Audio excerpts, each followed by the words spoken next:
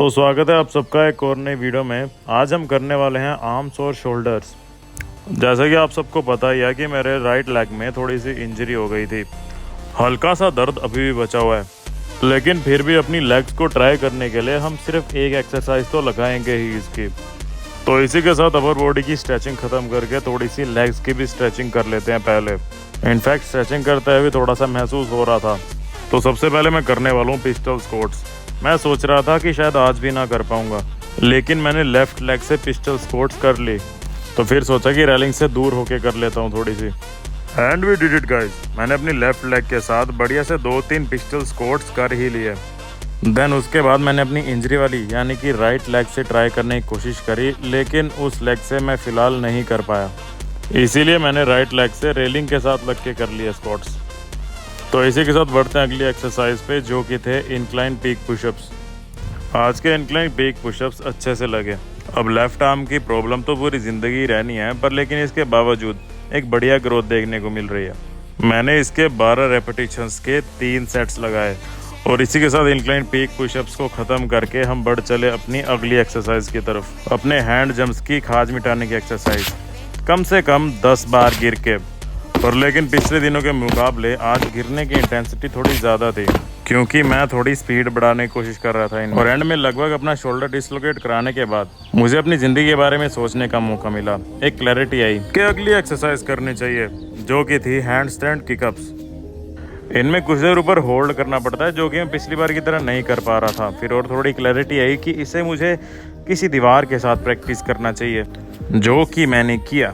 तो आज की गिरावटों से पता लगता है कि पहले हमें अपनी स्ट्रेंथ थोड़ी और बढ़ानी पड़ेगी कंधों की, और मुझे कोई तरीका निकालना पड़ेगा जिससे मैं अपने लेफ्ट हैंड को और स्टेबल कर सकूं।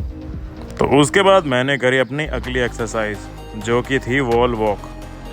आज मैंने अगेन 3 बार वॉल वॉक किया, जो कि धीरे धीरे बढ़िया होने लगे हैं। Very nice.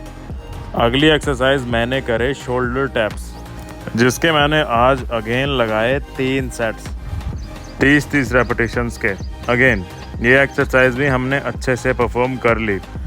तो ये थी लास्ट एक्सरसाइज शोल्डर्स के लिए। शोल्डर का सेशन यही ख़त्म होता है। बढ़िया सेशन रहा। फिर आगे बढ़ चले हैं एब्स की एक्सरसाइज की तरफ। सबसे पहले मैंने करी हैंड टो टच। इस एक्सरसाइज को परफॉर्म करने में अच्छी खासी स्ट्रेंथ लगती है कोर की। इस एक्सरसाइज के मैंने लगाए 2 सेट्स। फिर बढ़ते अगली एक्सरसाइज की तरफ, जो कि थी रशियन ट्विस्ट। इस एक्सरसाइज के भी मैंने लगाए 2 सेट्स 30-30 सेकंड के। ये वाली एक्सरसाइज भी बहुत बढ़िया से परफॉर्म हुई है। फिर बढ़ चले अपने अगले एक्सरसाइज की तरफ, जो कि थी leg raises. First rep stretch करके मैंने कर दी एक्सरसाइज शुरू। इसके मैंने लगाए 20 रेपिटेशंस के 2 सेट्स। ये वाली एक्सरसाइज भी एब्स पे बहुत बढ़िया इम्पैक्ट देती है। ये वाली एक्सरसाइज परफॉर्म करने के बाद आपके एब्स अच्छे से फटीक हो जाते हैं। फिर बढ़ते हैं अपने अगले वर्कआउट की तरफ, जो कि था प्लैंक्स। मैंने आज 2 प्लैंक्स लगाए 1-1 मिनट के। प्लैंक्स लगाते टाइम थोड़ा ध्यान रखा करो कि आपके एब्स अच्छे से स्क्वीज हो रहे हैं अंदर की तरफ। प्लैंक्स के बाद अगली एक्सरसाइज थी साइकिल क्रंचेस। ये सभी कोर की एक्सरसाइज करते टाइम, कोर की क्या सभी एक्सरसाइज करते टाइम अपने एब्स को टाइट रखने की कोशिश किया करो। तभी धीरे धीरे करके आपका कोर अपने आप ही टाइट होता जाएगा, क्योंकि वो थोड़ा थोड़ा हर एक्सरसाइज में ट्रेन होगा। लास्टली मैंने लगाई फ्लटर किक्स।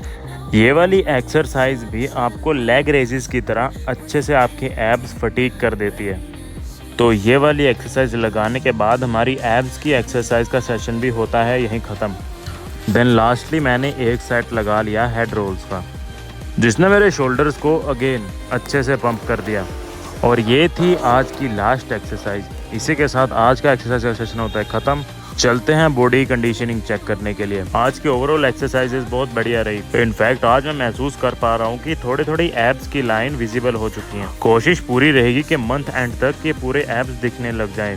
इस मंथ के बाद मैं प्योरली कटिंग के ऊपर ध्यान दूंगा, मतलब एवरीडे रनिंग। तो तब तक के लिए चैनल सब्सक्राइब कर लो। मिलते हैं अगली वीडियो में। सत श्री अकाल।